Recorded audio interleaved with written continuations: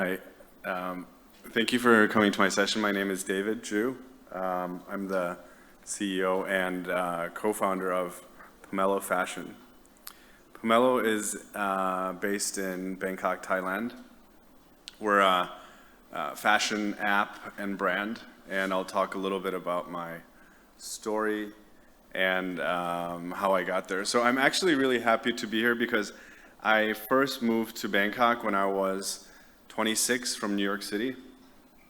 And at the time in New York, I was working in finance and also in private equity, management consulting. And when it was time to leave my private equity job, I had to go tell my boss I was moving to Bangkok. And he said to me, like, why would you leave to go to Bangkok? I mean, you have a great job here in Manhattan. And he couldn't imagine why I would want to move to Thailand. So, you know, it's an investment firm, so we have to always write memos to support our investments. So this time he asked me to write a memo to support my decision to move to Thailand and work in consumer tech. So I did that, and he said, okay, I like all the reasons that you've given me.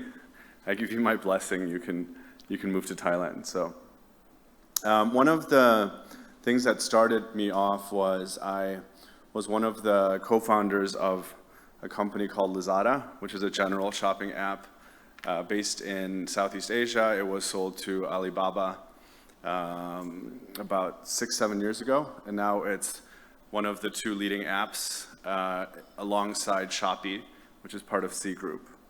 So interestingly enough, Lazada was mostly started by people from abroad, so not really local, so it was mostly expats who went to Southeast Asia. And that was why I ended up there. After a few years, I saw an opportunity in the fashion space.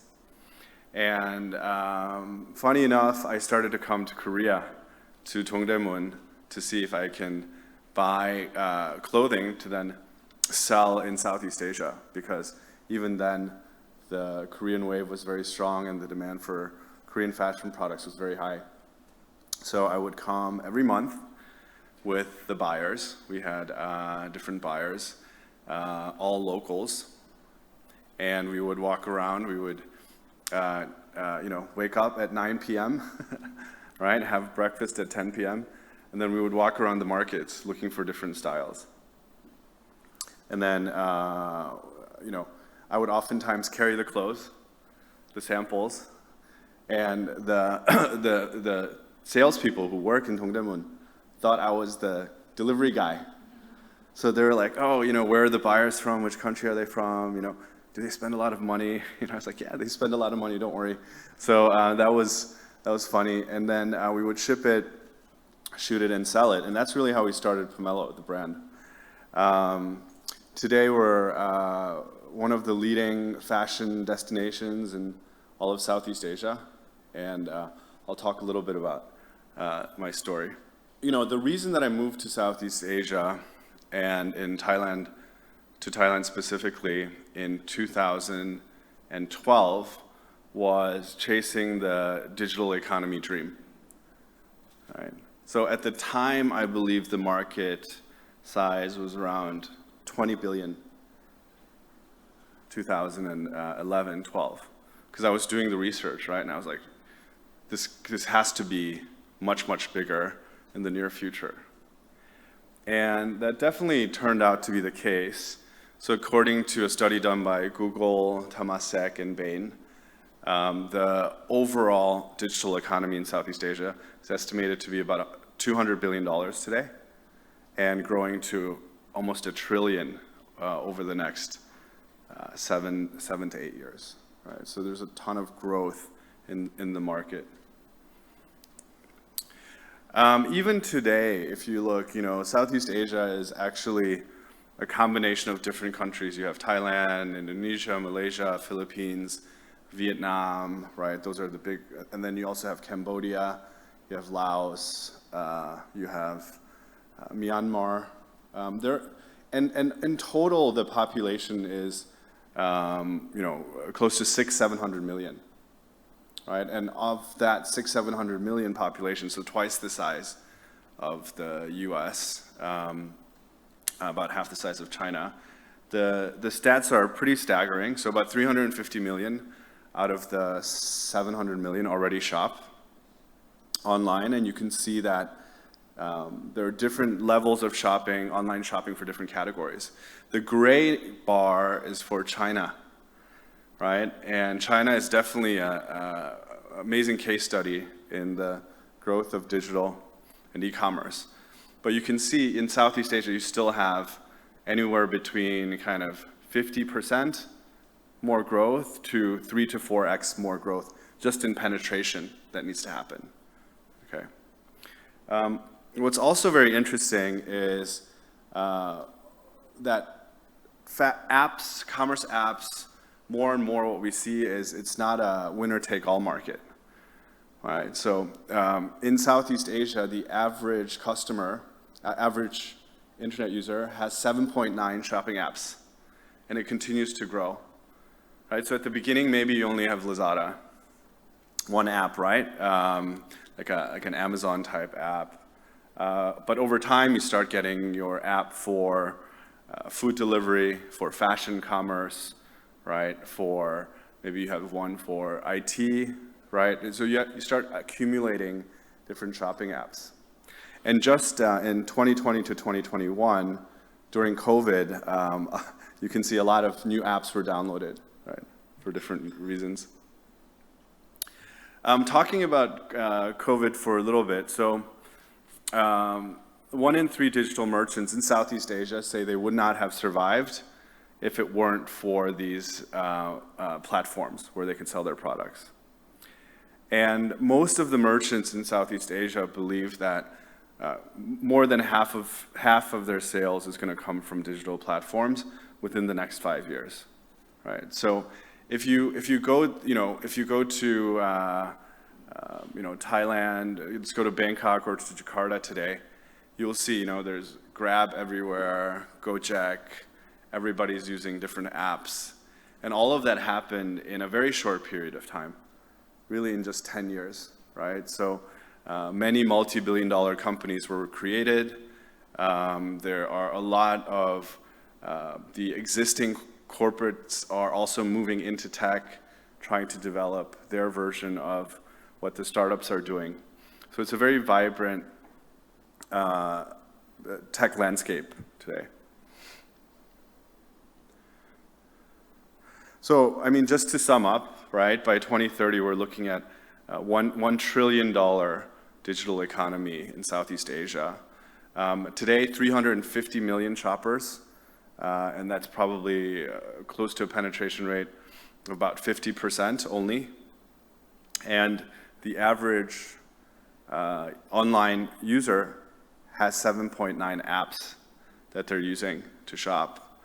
And of the merchants today, right, whether they're physical retailers or not, most believe that half of their sales should be coming from online in the next 5 years. And there's a lot of investment that's going on into tech and all forms of different tech. And Pomelo is just one example of a company that was born out of this landscape. So I'll talk a little bit about Pomelo. So now you have a sense for why I moved there and how I started my company and my business and what the opportunity still is today for many businesses. So our mission is to be Southeast Asia's first and leading omnichannel fashion platform driven by technology. So that's our goal from day one, and that's what we're on a mission to build. If you look at how our journey, so we started as a brand in 2013, and we were doing the kind of buying from wholesale market and selling model at the beginning. But we quickly hired our own designers after we knew what was selling to develop our own brand. And then every year we do a survey for our customers, different questions around different topics. But the last question is always, what is one thing that you want to see from Pomelo, right? So the answer in 14 was physical retail stores. And then 2015, it was physical retail stores. 2016, it was physical retail stores. And I told the team, I was like, just wait. You know, people will buy more and more online. So over time, we shouldn't get this answer anymore, right? Because I was a true e-commerce believer. But it turns out that, you know, they could, you know, customers still want stores. So we opened some stores. We have kind of flagship stores across Southeast Asia where people can try the products. And it was very popular. So then we really started to think about how can we merge online and offline together to create a better shopping experience for the fashion customer. So up until that point, we're still operating one brand, all of our own production and design. And then in 2019, during COVID, we opened up the platform so other brands can sell on the Pomelo app, right? So we have millions of customers shopping, you know, I think like 4 to 5 million every month. So we opened up the customer base to different brands.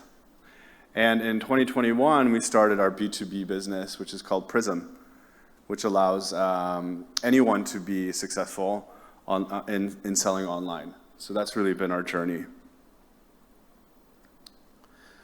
Some of the key things that we focus on is making sure that we have a fashion-first assortment. So just, you know, one of the most important things is self-expression in fashion. And oftentimes, the key is, can you identify the trend, right, in a sea of data, right? Whether it's social media or sales data, competitor data, right? You also have things like the WGSN, trend forecasting that's available. Can you pick out and choose the right trend for your users, your customers, and your brand? That's really the key. The second is we're really creating an app experience that's specific to our customer, who is female and you know, between age 15 and 45, living in one of the big cities in Southeast Asia. And we really focus on inclusivity, so different body shapes, different styles, different looks. So you know, we want to make sure that the brand is inclusive of all the different shapes and sizes that we come in. And then lastly, we're really taking the lead on the sustainability side. So sustainability is a very, very big trend in the fashion industry today. And it will only become more and more important as, unfortunately, it is one of the industries that creates a lot of waste in society. So today we have our headquarters is in Thailand. We also have offices and both the app warehouses across the region. So China, Philippines, Malaysia, Singapore, Indonesia. Somebody asked me, are you going to open in Korea? And I was thinking, you know, we thought about it a few times, but I think in some ways there are a few limitations. One is the weather. So most of our products are warm weather products. So we would have to develop, you know, cold weather products, which we can do. But it's something to think about. I think the second thing is, you know, what would be our unique value proposition in the Korean market? You know, so I think those are things that we had to consider. But across Southeast Asia, whether it's the way we do the product development and the design, the production, the logistics, you know, those are all things that we have developed over time.